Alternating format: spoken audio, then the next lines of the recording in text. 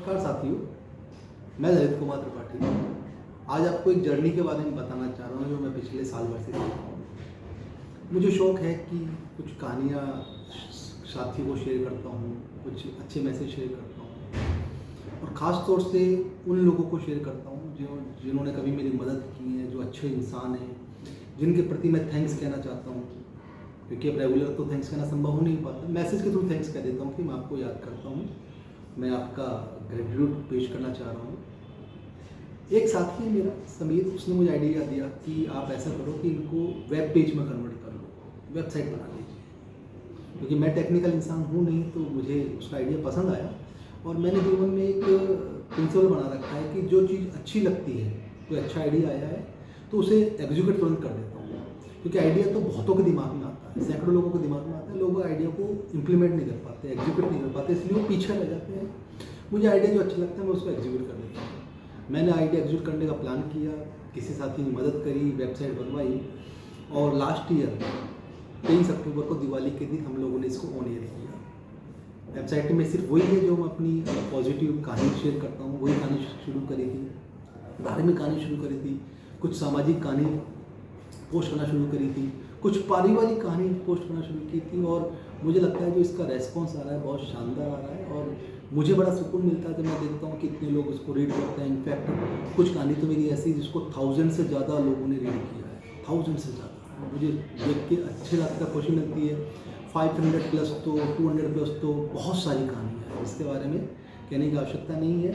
और इशू ये है कि जो अब आज मैं शेयर करना है, इसलिए शेयर करने आया क्योंकि करीब साल भर हो गया इसको करते करते। जैसे मैंने आपको बताया 23 अक्टूबर 2022 को लॉन्च किया था, ऑन एयर किया था और अब इसको साल भर हो गया। तो मैं बताना चाह रहा हूँ, उसका अनुभव बताना चाह रहा हूँ कि साल भर में तकरीबन जिसे कहें कि 1,85,000 से ज़्यादा विजिटर्स हुए, पेज विजिट हुए, इतने पेज हिट हुए, जिसके अंदर USA से, कनाडा से, फ्रांस से, ऑस्ट्रेलिया से, इनफैक्ट जर्मनी से, पोलैंड से, सिंगापुर से, मलेशिया से और भी जाने कितने देशों से लोग विजिट करते हैं। क्योंकि हालांकि मेरे कोई रिश्तेदार नहीं रहते वहाँ, मेरे कोई यार दोस्त नहीं रहते वहाँ, लेकिन मुझे लगता है कि कहीं ना कहीं आप लोगों को सहयोग रहता है। आप लोग किसी ग्रुप में शेयर करते होंगे या आप लोगों ने उनको कोई लिंक दिया होगा जिसका आधार पर वो इसको विजिट कर पाते हैं और बड़े अच्छे अच्छे फीडबैक आते हैं। इनफैक्ट खुशी मिलती है। एक साथी का फ़ोन आया था मेरे पास कि सर मैं जब भी रात होती है कहानी सुनाती हूँ, अपने बच्चों को कहानी सुना के सुलाती हूँ आपकी। किसी सज्जन का मैसेज आया था कि यार जब तक आपकी कहानी नहीं पढ़ता हूँ मुझे रात को नींद नहीं आती है प्रॉपर तरीके से।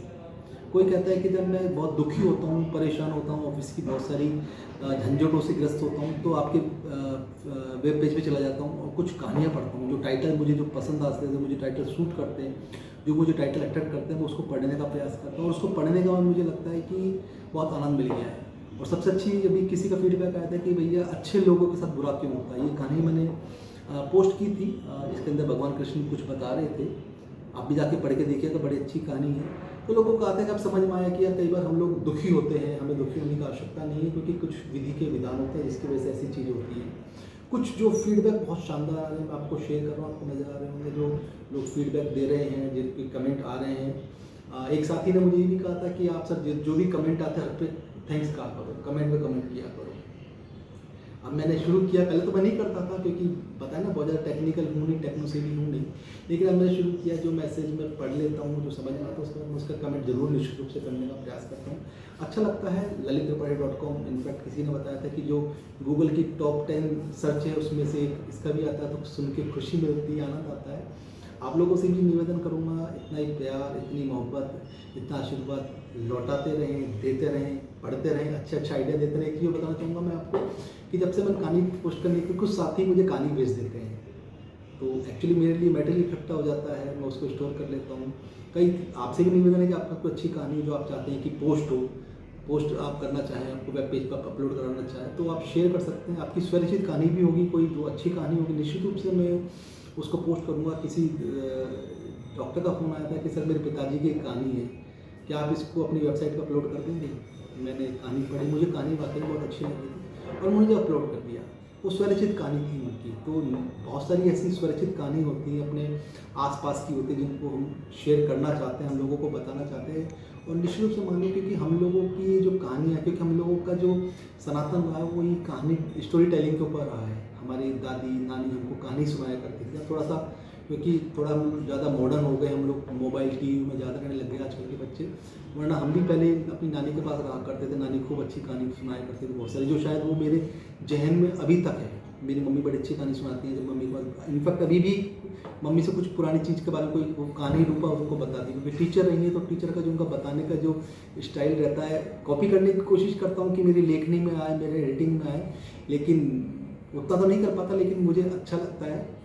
मैं जो वेब पेज पे पोस्टिंग कर रहा हूँ, साल भर हो गया है, आप लोगों का प्यार मिल रहा है, ऐसे ही प्यार देते रहिए और देखते रहिए और लोगों को lalitripathi.com के बारे में बताते रहिए। एक बार पुनः आप लोगों का बहुत बहुत धन्यवाद, बहुत बहुत आभार, बहुत बहुत शुक्रिया, धन्यवाद। Thank you very much.